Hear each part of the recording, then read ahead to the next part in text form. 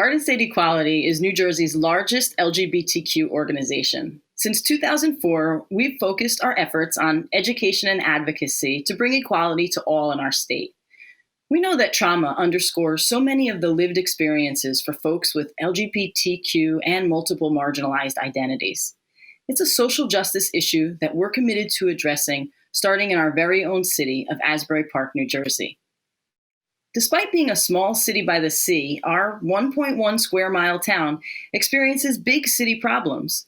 Youth in Asbury Park are regularly exposed to violence, poverty, gangs, and substance abuse.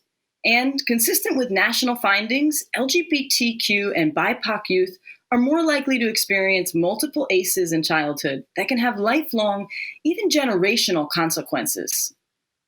But we know our history is not our destiny. There are those who have discovered ways to thrive.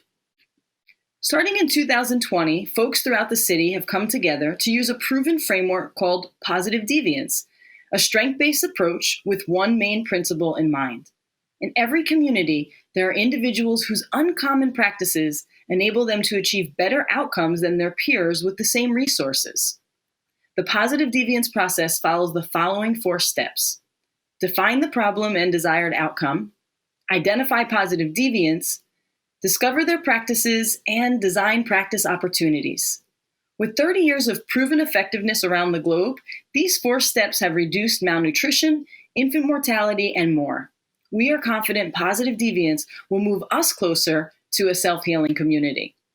This past year, we have engaged over 200 stakeholders, including residents, city council, faith leaders, parents, teachers, and first responders, with opportunities to become knowledgeable about ACEs and the positive deviance process.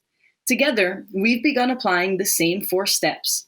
We've defined the major problems facing our youth: early abuse, neglect, and community dysfunction, and our goal of reducing the rates of these challenges for future generations. We are beginning to identify just who the positive deviants are in our community. Who is thriving despite these challenging circumstances? Our next steps include discovering the uncommon practices that interfere with trauma, then designing and implementing practice opportunities to build greater community resiliency. We don't know the specific solutions that will be uncovered, but we look forward to the community-revealed insights that will lead to lowered rates of abuse and neglect, improved relationships and community connections, and reduced ACEs for current and future generations. And our early work is promising. It was recently highlighted in the governor's ACEs statewide action plan, and we're looking forward to replicating this model in communities across the Garden State.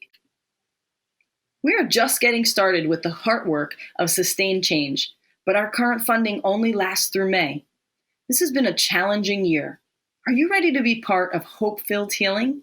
We can't do this without you, and are looking forward to your support.